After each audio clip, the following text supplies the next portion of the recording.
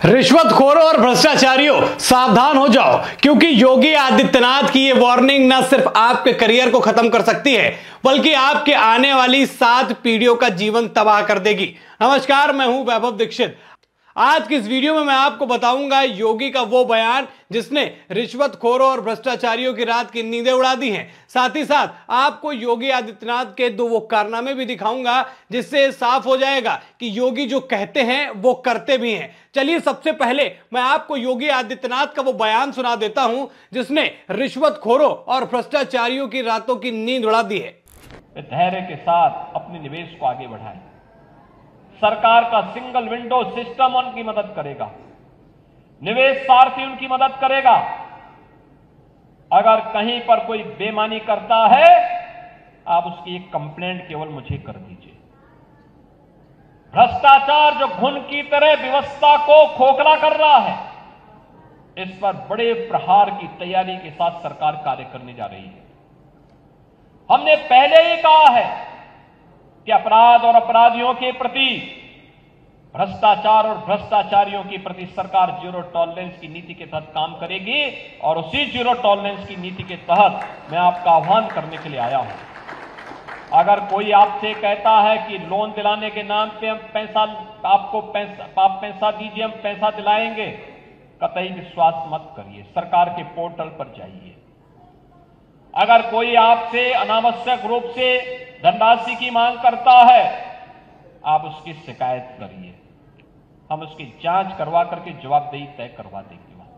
आपने सुना योगी आदित्यनाथ कह क्या रहे हैं। वो कह रहे हैं कि उत्तर प्रदेश के अंदर अगर रिश्वतखोरी होती है, भ्रष्टाचार होता है, तो उनके साथ तो उनका हाल तो बेहाल करेंगे ही करेंगे और आने वाली 7 पीढ़ियों को सरकारी नौकरी नहीं मिलेगी। अब योगी आदित्यनाथ ने यह बात बोली। आप सोचेंगे बातें बयान तो नेता देते रहते हैं, लेकिन योगी आदित्यनाथ वो नेता हैं जो कहते हैं वो करते हैं। पहला प्रमाण देखिए, ये तस्वीर आप देखिए, ये जाना पहचाना चेहरा आपको लग रहा होगा। अगर लखनऊ से आप देख रहे हैं तो बहुत अच्छे से पहचानेंगे।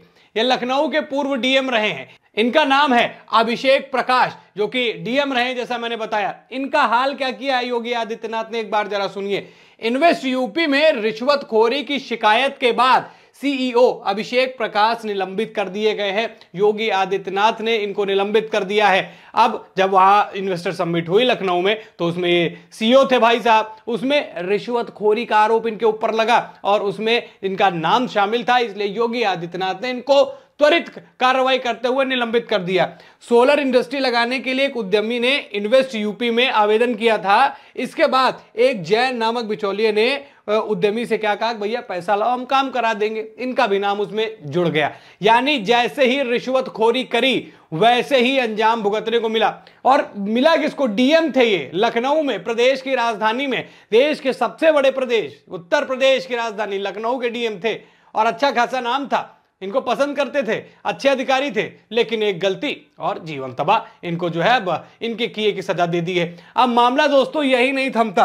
अब ये तो इन्होंने रिश्वतखोरी करी, योगी आदित्यनाथ ने और क्या क्या कहा कि लापरवाही अगर हुई तो लापरवाही करने वालों की भी जो है लंका लगाई जाएगी। देखिए एक प्रमाण और, ये अभी हाल की खबर है, आजकल की खबर है। अब हुआ क्या कि लखनऊ में, मलियाबाद पड़ता है लखनऊ के पास में, वहां पर एक महिला का मर्डर हो जाता है। गला घोंटकर जो है उसकी हत्या कर दी जाती है। अब आप सोचेंगे कि इसमें अधिकारियों को क्यों निलंबित किया गया। इसमें इस वजह से किया गया क्योंकि इसमें जो उनकी गलती थी वो साफ तौर पर दिख रही थी। इन्होंने अपनी ड्यूटी सही से नहीं की। 1 नहीं, 2 नहीं, 3 नहीं, बल्कि 7 ऐसे पुलिसकर्मियों को नौकरी से हटाया गया है, उनको सस्पेंड किया गया है। चलिए सबसे पहले मैं आपको बताता हूं पूरा मामला क्या है। महिला की मौत के मामले में प्रशासन की लापरवाही नजर आई। योगी ने क्या किया? सस्पेंड कर दिया। फिर प्रभारी निरीक्षक, चौकी प्रभारी, नाइट ड्यूटी पर लगे 2 पुलिसकर्मी, पीवीआर कमांडर, कांस्टेबल, इन सबको निलंबित कर दिया योगी आदित्यनाथ ने। कि ये लापरवाही कैसे हो सकती है?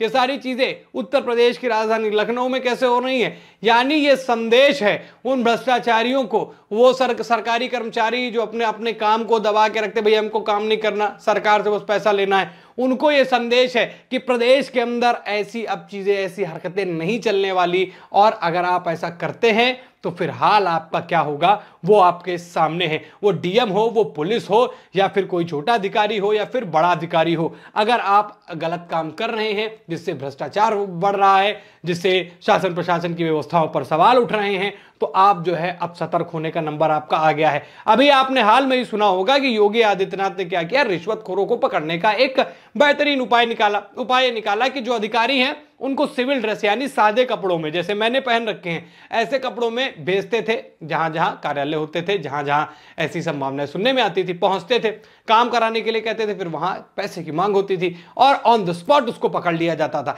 यानी कि जड़ से मिटाने की तैयारी जो है वो करी जा रही है। हालांकि ये बहुत मुश्किल काम है, पर अगर सरकार सख्त होगी तो अगर 100 लोग ऐसा करते हैं तो इसमें 90 भी अगर कम होते हैं, मैं कहता हूं अगर इसमें 10 भी कम होते हैं तो कुछ तो लोगों को लाभ होगा। और अगर ऐसा ही लंबे समय तक चला तो ये 100 से शून्य आने में समय नहीं लगेगा। योगी आदित्यनाथ ने यह भी कहा कि अगर आपके साथ ऐसा हो रहा है, आपको करना क्या है, आप जाइए सरकार की पोर्टल पर शिकायत दर्ज कीजिए, वहां से उसके ऊपर त्वरित कार्रवाई होगी। वो कह रहा है कि मैं देख लूंगा कि उनका करना क्या है। तो ये योगी आदित्यनाथ की प्लानिंग है, और योगी आदित्यनाथ इसीलिए अन्य नेताओं से अलग हैं, क्योंकि भ्रष्टाचारियों में वो सम्मिलित नहीं होना चाहते, भ्रष्टाचारियों की उनके नजरों में कोई खैर नहीं। और जो ये रिश्वतखोरी वाला मामला जो है ना कि 100 दे दो 200 दे दो काम हो जाएगा, अब इस पर भी अब पूर्ण विराम लगने वाला है। और योगी आदित्यनाथ ने ये बात भरे मंच से कह दी है। अब इसके बाद उन लोगों की रातों की नींद उड़ गई होगी जो ऐसे काम करते हैं। साथ ही साथ कुछ लोग जो है सतर्क हो गए होंगे, जिनके मन में इस तरीके के काम करने के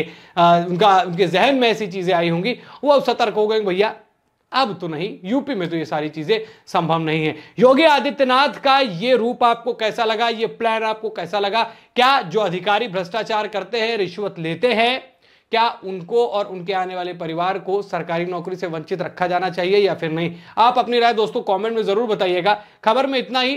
चैनल को सब्सक्राइब कीजिएगा, वीडियो को लाइक कीजिएगा। फिर मुलाकात करेंगे नई खबर में। धन्यवाद। के अंतर्गत जो युवा या जो भी उद्यमी उत्तर प्रदेश में निवेश करना चाहता है, उन सब से मैं कहना चाहूंगा कि धैर्य के साथ अपने निवेश को आगे बढ़ाएं। सरकार का सिंगल विंडो सिस्टम उनकी मदद करेगा, निवेश सारथी उनकी मदद करेगा। अगर कहीं पर कोई बेईमानी करता है, आप उसकी एक कंप्लेंट केवल मुझे कर दीजिए। भ्रष्टाचार जो घुन की तरह व्यवस्था को खोखला कर रहा है, इस पर बड़े प्रहार की तैयारी के साथ सरकार कार्य करने जा रही है। हमने पहले ही कहा है कि अपराध और अपराधियों के प्रति, भ्रष्टाचार और भ्रष्टाचारियों के प्रति सरकार जीरो टॉलरेंस की नीति के तहत काम करेगी। और उसी जीरो टॉलरेंस की नीति के तहत मैं आपका आह्वान करने के लिए आया हूं। अगर कोई आपसे कहता है कि लोन दिलाने के नाम पे हम आप पैसा दीजिए, हम पैसा दिलाएंगे, कतई विश्वास मत करिए। सरकार के पोर्टल पर जाइए।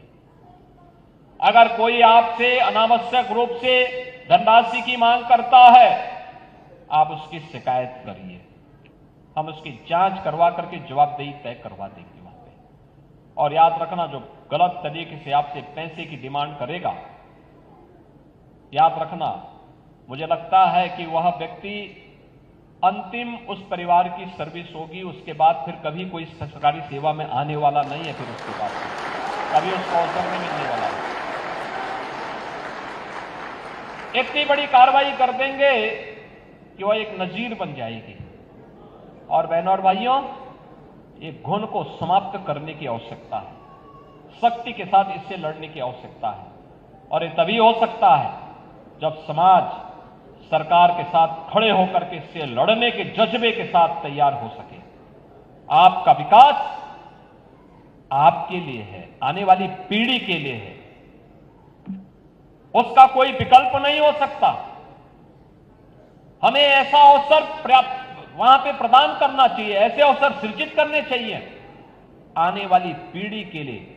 आपके द्वारा तैयार किया गया वातावरण एक स्मरणीय बन जाए, आपके प्रति उनके मन में स्वतः श्रद्धा का भाव पैदा हो जाए।